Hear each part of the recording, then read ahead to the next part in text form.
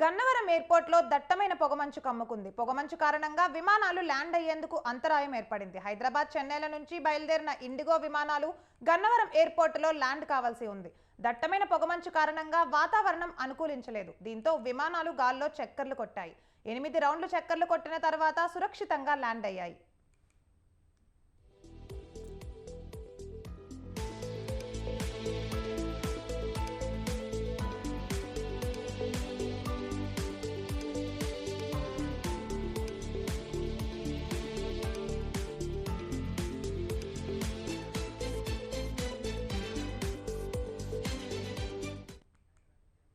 Right, breaking news చూస్తున్నాం. గన్నవరం ఎయిర్పోర్టులో దట్టమైన పొగమంచు కమ్ముకుంది. పొగమంచు కారణంగా విమానాలు ల్యాండ్ అయ్యేందుకు అంతరాయం ఏర్పడింది. హైదరాబాద్, చెన్నైల నుంచి బయలుదేరిన ఇండిగో విమానాలు గన్నవరం ఎయిర్పోర్టులో ల్యాండ్ కావాల్సి ఉంది. దట్టమైన పొగమంచు కారణంగా వాతావరణం అనుకూలించలేదు. దీంతో విమానాలు గాల్లో చక్కర్లు కొట్టాయి. 8 రౌండ్లు చక్కర్లు కొట్టిన తర్వాత సురక్షితంగా ల్యాండ్ అయ్యాయి.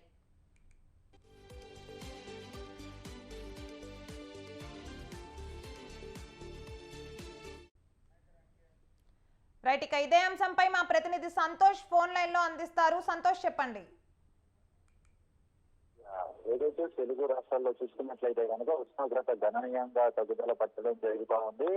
పొగమంచు సైతం కూడా రహదారుల కూడా ఎక్కువగా వ్యాపిస్తున్న నేపథ్యంలో అంతరాయం కూడా ఏర్పడతా ఉంది. ఇక ఎయిర్పోర్ట్ చూసుకున్నట్లయితే కనుక పొగమంచు కారణంగా పలు విమానాలకైతే కనుక రాకపోకలకి అంతరాయం ఏర్పడతా ఉన్నాయి. ఇక హైదరాబాద్ నుంచి, చెన్నై నుంచి రావాల్సినటువంటి విమానాలు సైతం కూడా ఇటు ఎయిర్పోర్ట్ వద్ద అయితే కనుక గాలిలో శిక్షలు కొడుతున్న పరిస్థితులు ఏర్పడతా ఉన్నాయి. ఏదైతే వాతావరణం అనుకూలించకపోవడమే అయితే కనుక ఇటు పూర్తి స్థాయిలో ఇటు పైలట్లు అయితే కనుక ఎయిర్పోర్ట్ వద్దనే ఇటు గాలిలో ఉంచడం కూడా జరుగుతూ ఉంది. ఏదేమైనప్పటికీ పొగమంచు మొత్తం తగ్గిన అనంతరం కూడా ఇటు పూర్తి స్థాయిలో ల్యాండింగ్ చేస్తున్న పరిస్థితులు ఏర్పడతా ఉన్నాయి. Right, thank you for the update Santosh.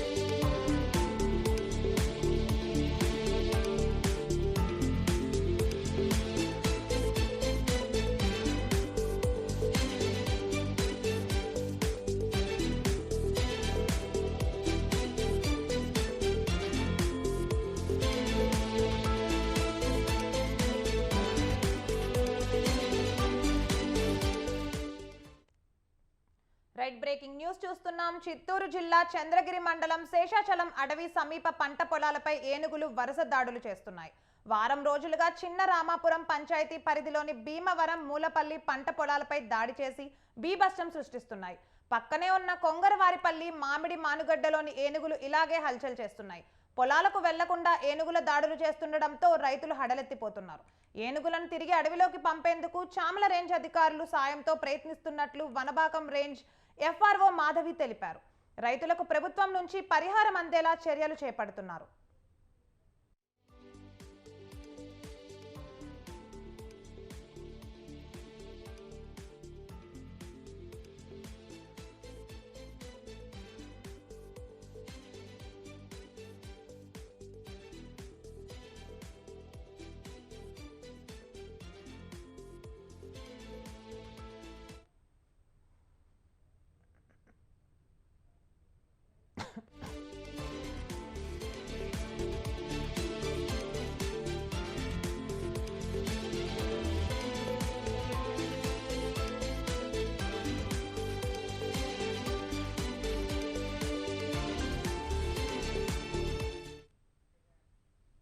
Right breaking news చూస్తున్నాం. పార్లమెంట్ బడ్జెట్ సమావేశాలు ఇవాల్టి నుంచి ప్రారంభం కానున్నాయి. ఉదయం 11 గంటలకు సమావేశాలు ప్రారంభమవుతాయి. తొలి రోజు రాష్ట్రపతి ద్రౌపది ముర్ము తొలిసారి పార్లమెంట్ ఉభయ సభలను ఉద్దేశించి ప్రసంగించనున్నారు. ఈసారి ఆర్థిక సర్వే నివేదికను విడుదల చేయట్లేదని ఇప్పటికే కేంద్రం ప్రకటించింది. రేపు ఆర్థిక మంత్రి నిర్మలా సీతారామన్ లోక్సభలో 2024-25 ఆర్థిక సంవత్సరానికి సంబంధించిన ఓటాన్ అకౌంట్ బడ్జెట్ను ప్రవేశపెట్టనున్నారు.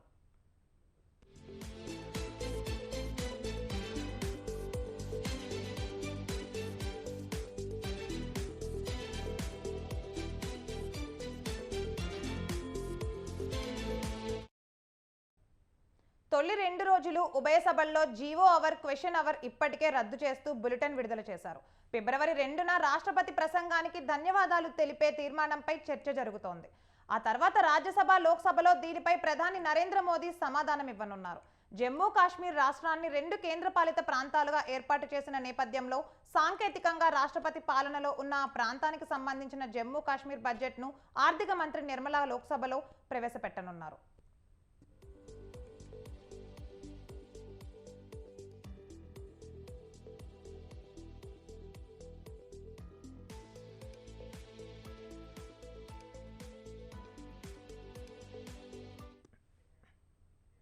సార్వత్రిక ఎన్నికలకు ముందు చివరి బడ్జెట్ను ప్రవేశపెట్టేందుకు మోదీ ప్రభుత్వం సన్నాహాలు చేస్తుండగా, మరోవైపు కేంద్రాన్ని నిలదీసేందుకు విపక్షాలు వ్యూహాలు రచిస్తున్నాయి. నిరుద్యోగిత, అధిక ధరలు, ఆర్థిక అసమానతల కారణంగా రైతాంగం, కార్మికులు ఎదుర్కొంటున్న కష్టాలు, జాతుల ఘర్షణలతో ఆకట్టుకుంటున్న మణిపూర్ అంశాలపై మోదీ సర్కార్ను విపక్షాలు నిలదీయనున్నాయి. కేంద్ర దర్యాప్తు సంస్థల దుర్వినియోగం అంశం సైతం ప్రధానంగా విపక్షాలు ప్రస్తావించవచ్చు.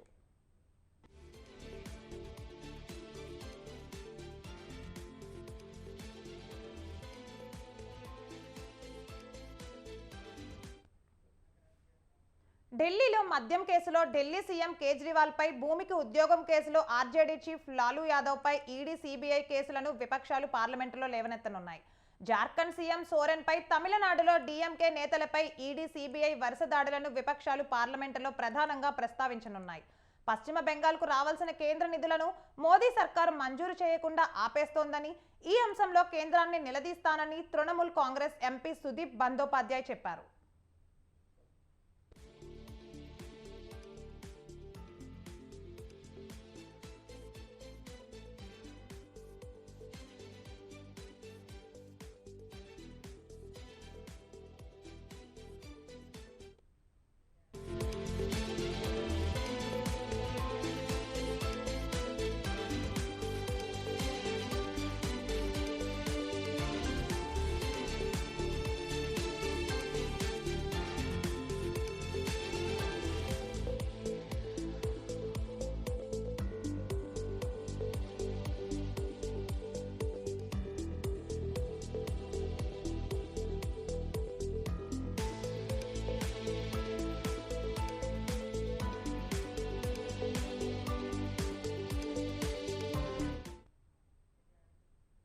రైట్ బ్రేకింగ్ న్యూస్ చూస్తున్నాం. ఇవాళ ఏపీ కేబినెట్ భేటీ కానుంది. ఏపీ సీఎం జగన్ అధ్యక్షతన ఉదయం 11 గంటలకు రాష్ట్ర సచివాలయం మొదటి బ్లాక్ లో మంత్రివర్గ సమావేశం జరగనుంది. ఇందులో 2024-25 ఆర్థిక సంవత్సరానికి గాను ఓటాన్ అకౌంట్ బడ్జెట్ సమావేశాల తేదీలను ఖరారు చేయనున్నారు.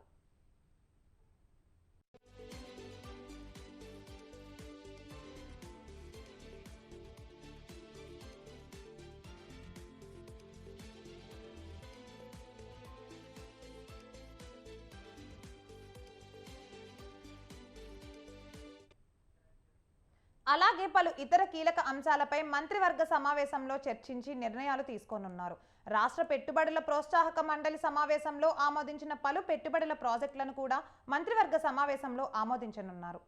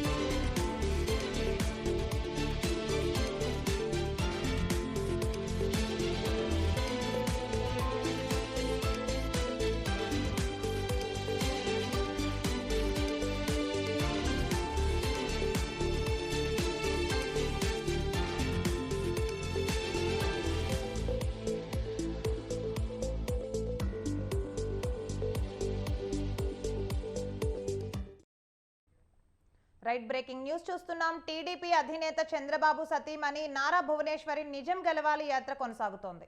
నిన్న 3 నియోజకవర్గాల్లో పర్యటించిన ఆమె ఇవాళ మరో 3 నియోజకవర్గాల్లో పర్యటించనున్నారు. దర్శి, కొండపి, కందుకూరు నియోజకవర్గాల్లో భువనేశ్వరి పర్యటిస్తారు. చంద్రబాబు అరెస్టు సమయంలో ఆందోళనతో చనిపోయిన వారి కుటుంబాలను పరామర్శించనున్నారు. వారి కుటుంబాలకు ఆర్థిక సాయం అందించనున్నారు నారా భువనేశ్వరి.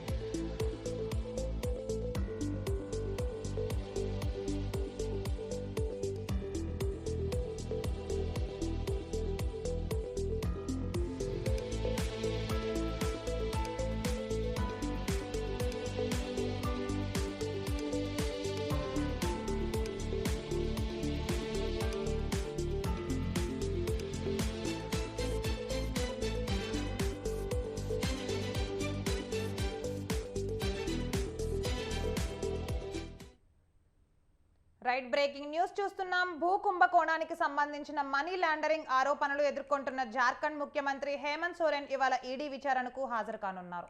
మనీ లాండరింగ్ కేసులో హేమంత్ సోరెన్ ను ఈడీ అధికారులు విచారించనున్నారు.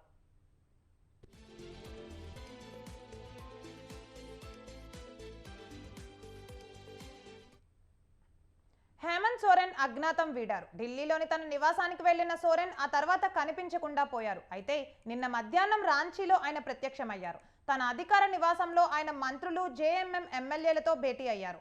ఈ భేటీకి ఆయన సతీమణి కల్పన కూడా హాజరయ్యారు. దీంతో తాజా ఊహాగానాలే నిజం కానున్నాయా అనే చర్చ మొదలైంది.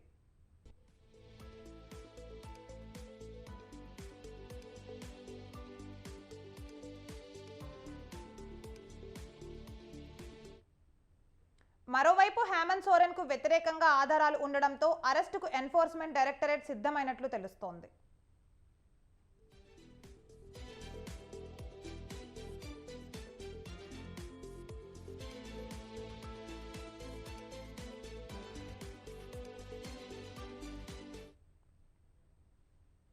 అవసరమైనప్పుడు, అవకాశం వచ్చినప్పుడు ప్రత్యర్థులపై మాటల తూటాలు పేలుస్తూ విమర్శలతో చీల్చి చెండాడుతూ ఉంటారు సీఎం రేవంత్ రెడ్డి.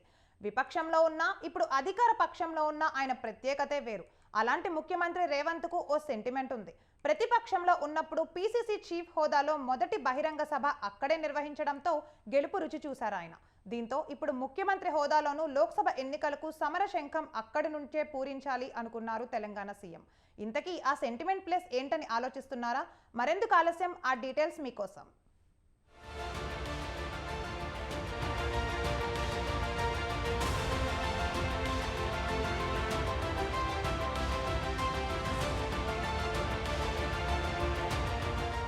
సార్వత్రిక ఎన్నికలకు సమరశంఖం పూరించేందుకు సిద్ధమైంది తెలంగాణ కాంగ్రెస్. ఇందులో భాగంగా ఫిబ్రవరి 2న లోక్సభ ఎన్నికల కోసం శంఖారావం పూరించనున్నారు రాష్ట్ర ముఖ్యమంత్రి రేవంత్ రెడ్డి.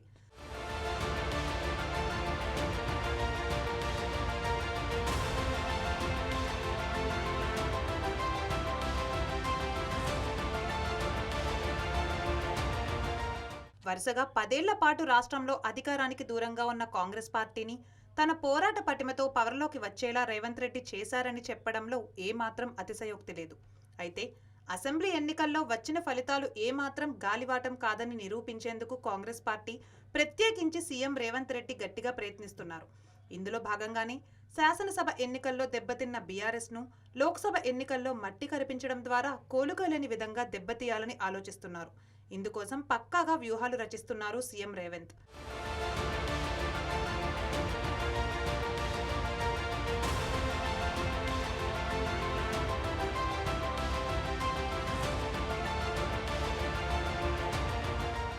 క్రమంలోనే సాధ్యమైనంత త్వరగా సార్వత్రిక ఎన్నికల ప్రచార రంగంలోకి దూకేందుకు నిర్ణయించారు.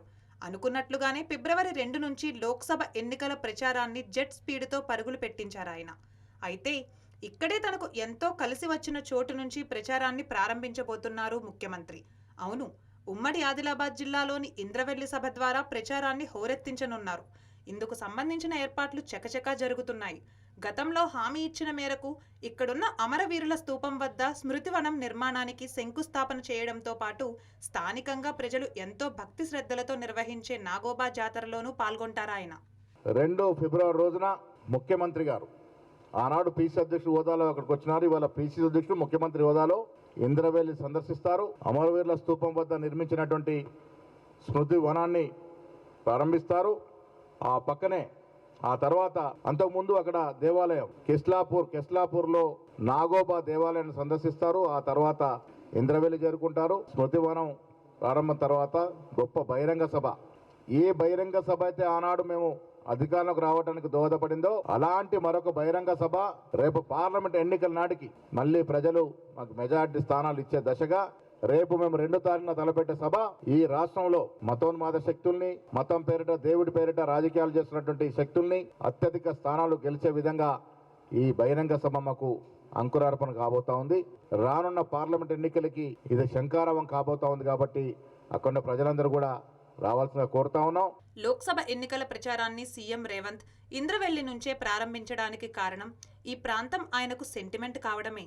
నిజమే, గతంలో రేవంత్ రెడ్డి పీసీసీ చీఫ్గా బాధ్యతలు చేపట్టినప్పుడు ఆగస్టు 9, 2021న దళిత ఆదివాసీ ఆత్మగౌరవ సభ పేరుతో బహిరంగ సమావేశాన్ని ఏర్పాటు చేశారు.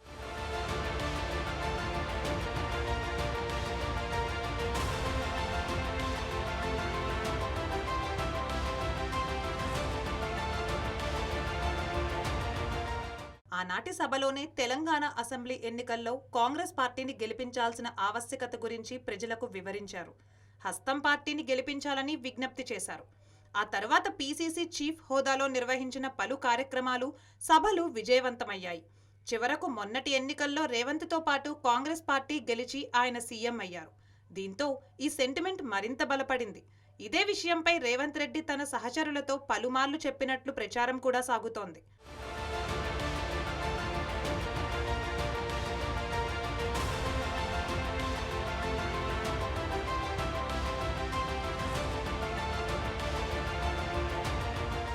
అసెంబ్లీ ఎన్నికలు ఇచ్చిన ఉత్సాహంతో పాటు ప్రత్యర్థి ఇప్పుడు బలహీనంగా ఉన్న పరిస్థితులను అవకాశంగా చేసుకొని మరింతగా విజృంభించేందుకు సిద్ధమవుతోంది రాష్ట్ర కాంగ్రెస్ పార్టీ.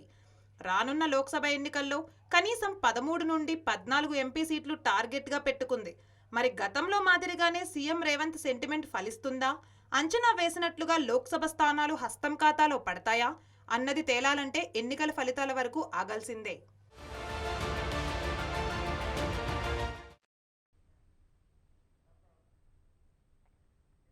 భారత క్రికెట్ దిగ్గజాలు ఆడిన ఆ గ్రౌండ్ ప్రస్తుతం రాజకీయ సభలకు, ఫంక్షన్లకు వేదికగా మారింది. సచిన్ టెండూల్కర్ తన 24వ సెంచరీ చేసింది ఇక్కడే. ప్రస్తుత టీమిండియా కోచ్ 22 బంతుల్లో హాఫ్ సెంచరీ చేసింది కూడా ఇక్కడే. అదే మన ఎల్బీ స్టేడియం. తెలంగాణ ఏర్పాటైన తర్వాత పూర్వం వైభవం వస్తుందని ఆశించినా ఆ దిశగా అడుగులు పడలేదు. వరుసగా జరుగుతున్న కార్యక్రమాలతో ప్రాక్టీస్ చేయలేకపోతున్నామని ఫుట్బాల్, క్రికెట్ ట్రైనీ ప్లేయర్లు ఆవేదన వ్యక్తం చేస్తున్నారు. ఇక ఇదే అంశానికి సంబంధించి మరిన్ని వివరాలు మా ప్రతినిధి విశాల్ అందిస్తారు. ఒకప్పుడు ఇంటర్నేషనల్ క్రికెట్ మ్యాచ్లకు వేదికగా నిలిచిన హైదరాబాద్ లాల్ బహదూర్ స్టేడియం, అదే ఎల్బీ స్టేడియం, ప్రస్తుతం రాజకీయ సభలకు కేర్ ఆఫ్ అడ్రస్గా మారింది. స్పోర్ట్స్కు సంబంధించిన గేమ్సే ఇందులో జరగాల్సినప్పటికీ స్పోర్ట్స్ తోటి క్రీడలకు ఏమాత్రం సంబంధం లేని వివిధ కార్యక్రమాలకు రాజకీయ సభలు మాత్రమే ఎల్బీ స్టేడియంలో జరుగుతున్నాయి. ఇక భారతదేశ స్థాయిని అంతర్జాతీయ స్థాయికి తీసుకెళ్లిన ఎంతోమంది ఆటగాళ్ళు సచిన్ టెండూల్కర్, సౌరవ్ గంగూలీ, వీరేంద్ర సెహ్వాగ్, వివేక్ లక్ష్మణ్, రాహుల్ ద్రావిడ్ లాంటి క్రికెట్ దిగ్గజాలు ఆడింది కూడా మన ఎల్బీ స్టేడియంలోనే. కానీ ప్రస్తుతం ఎల్బీ స్టేడియంలో రాజకీయ సభలు, వివిధ క్రికెట్ తోటి అంటే స్పోర్ట్స్ తోటి ఎలాంటి సంబంధం లేని కార్యక్రమాలకు ప్రస్తుతం కేర్ ఆఫ్ అడ్రస్గా ఎల్బీ స్టేడియం నిలిచింది. చుట్టూతా కూడా అందరూ కూడా క్రికెట్ ఫ్యాన్స్ అందరూ వచ్చి ఇక్కడ ఎంతో ఎంజాయ్ చేసేవాళ్ళు. ఒకప్పుడు ఇక్కడ క్రీడలకు సంబంధించి ఎంతో పేరు కూడా హైదరాబాద్కి వచ్చింది ఈ ఎల్బీ స్టేడియం వల్ల. కానీ ప్రస్తుతం హైదరాబాద్ ఉప్పల్లో క్రికెట్ స్టేడియం కట్టడం వల్ల క్రమేపీ ఇక్కడ ఇంటర్నేషనల్ క్రికెట్ మ్యాచ్లు కానీ, వన్డే మ్యాచ్లు కానీ ఇక్కడ జరగడం అనేది క్రమంగా తగ్గుతూ వచ్చాయి. ఇక ప్రస్తుతం క్రికెట్ ఎవరైతే క్రికెట్లో తాము కూడా అత్యున్నత స్థాయికి ఎదగాలని ఎంతోమంది కోరుకుంటూ ఉంటారు యువకులందరూ. వారందరూ కూడా కోరుకునేది ఒకటే, ప్రస్తుతం ఈ ఎల్బీ స్టేడియంలోనే తాము ప్రతిరోజు ఇక్కడ కోచింగ్ కోసం వస్తుంటాము. కానీ ఇక్కడ ఏదో ఒక సభలు జరిగి ఫంక్షన్లు జరగడం వల్ల తమకి ఎన్నో రోజుల వ్యవధి, అంటే ఒక వారం 10 రోజుల వరకు దాని ఎఫెక్ట్ ఉంటుంది, ప్రాక్టీస్ చేయలేకపోతున్నామని కూడా వారు ఆవేదన వ్యక్తం చేస్తున్నారు. ముఖ్యంగా వాళ్ళు చెప్పేది ఏంటంటే, ఇంతటి ఎంతో స్పోర్ట్స్ స్పిరిట్ ఉన్న ఈ గ్రౌండు ఇతర కార్యక్రమాలకు కాకుండా స్పోర్ట్స్కి సంబంధించిందే ఇవ్వాలి. అప్పుడైతే అంటే క్రికెట్ ఎంతోమంది క్రికెట్ దిగ్గజాలు ఇదే స్టేడియంలో ఆడారు కాబట్టి తాము ఇక్కడే ఆడి వారి స్థాయికి చేరుకుందామని కూడా వారు ఆశాభావం వ్యక్తం చేస్తున్నారు. కానీ గడిచిన 10 ఏళ్లలో బీఆర్ఎస్ ప్రభుత్వం ఎల్బీ స్టేడియానికి పూర్వ వైభవం తీసుకురావడానికి ఎటువంటి చర్యలు కూడా తీసుకోలేదు. అటు బీఆర్ఎస్ ప్రభుత్వం కూడా ఇక్కడ సభలని వివిధ ఫంక్షన్లు కూడా నిర్వహించింది. ఇక కొత్తగా ఏర్పాటైన కాంగ్రెస్ ప్రభుత్వం కూడా ప్రమాణ స్వీకారం నుంచి మొదలుపెట్టుకొని వివిధ కార్యక్రమాలను కూడా ఇక్కడే ఎల్బీ స్టేడియంలో నిర్వహిస్తుంది. దీంతో రేపటి భారతదేశ స్థాయిని అంతర్జాతీయంగా తీసుకెళ్లే రేపటి తరం యువ ప్లేయర్లందరూ కూడా వారొక ఆవేదన వ్యక్తం చేస్తున్నారు. ఎందుకంటే ఇప్పుడు గచ్చిబౌలిలో స్టేడియం ఉన్నప్పటికీ ఇక్కడ నుంచి సిటీ సెంటర్ నుంచి అంత దూరం దాదాపు 30 కిలోమీటర్లు వెళ్ళి అక్కడ అది అందరికీ అందుబాటులో ఉండదు. ఓన్లీ హైదరాబాద్కి వెస్ట్న అక్కడ ఉండడంతో అది కొంతమందికి అందుబాటులో ఉంటుంది. అదే హైదరాబాద్ సెంటర్లో హైదరాబాద్ని ఎంతో హైదరాబాద్ స్థాయి అనేది ప్రపంచవ్యాప్తంగా ఇప్పుడు అభివృద్ధి చెందుతున్న స్థానాల్లో ఒకటిగా చేరింది. హైదరాబాద్ పేరు కూడా అంతటా మారుమవుతుంది. ఇలాంటి క్రమంలో ఎన్నో ఏళ్ల చరిత్ర ఉన్న ఈ ఎల్బీ స్టేడియంని పట్టించుకోకపోవడం కరెక్ట్ కాదని కూడా ఇక్కడ కోచింగ్ తీసుకుంటున్న పిల్లలు, అదేవిధంగా కోచ్లు వాళ్ళందరూ కూడా ఆవేదన వ్యక్తం చేస్తున్నారు. కోచ్లు కూడా రాబోయే రోజుల్లోనైనా ప్రభుత్వం ఎలాంటి ప్రచారాలకు ఇక్కడ తావివ్వకుండా కేవలం పూర్వ వైభవం తీసుకొచ్చి స్పోర్ట్స్ని ప్రోత్సహించే విధంగా ప్రభుత్వ చర్యలు ఉండాలని వారు ఆవేదన వ్యక్తం చేస్తున్నారు. అదేవిధంగా ప్రభుత్వాన్ని కూడా కోరుతున్నారు. కెమెరామెన్ అఖిల్తో విశాల్, స్వతంత్ర న్యూస్. భారత్తో దౌత్యపరమైన వివాదానికి తెరలేపిన మాల్దీవులకు గట్టి షాక్ తగిలినట్లు కనిపిస్తోంది. నిత్యం పెద్ద ఎత్తున భారత్ నుంచి మాల్దీవులకు వెళ్లే పర్యాటకుల సంఖ్య భారీగా తగ్గింది. మాల్దీవుల పర్యాటక ర్యాంకింగ్లో మన దేశ స్థానం గణనీయంగా పడిపోయింది. ఈ విషయాన్ని ప్రభుత్వ గణాంకాలే స్పష్టం చేస్తున్నాయి. గతేడాది డిసెంబర్ 31 వరకు భారత్ నుంచి 2,09,198 మంది పర్యాటకులు మాల్దీవులను సందర్శించారు. నాడు ద్విపదేశ పర్యాటక మార్కెట్లో 11% వాటాతో భారత్ అగ్రస్థానంలో నిలిచింది. రష్యా 2వ స్థానంలో, చైనా 3వ స్థానంలో కొనసాగాయి. 4వ స్థానంలో బ్రిటన్ నిలిచింది. ఈ ఏడాది ప్రారంభంలో లక్షద్వీప్ను సందర్శించిన ప్రధాని నరేంద్ర మోదీ సాహసాలు చేయాలనుకున్న వారు ఇక్కడికి రావాలని పిలుపునిచ్చారు. దీనితో మాల్దీవుల మంత్రులు అక్కసు వెళ్లగక్కారు. ఇది ఇరు దేశాల మధ్య దౌత్యపరమైన సంబంధాలను దెబ్బతీసే స్థాయికి చేరింది.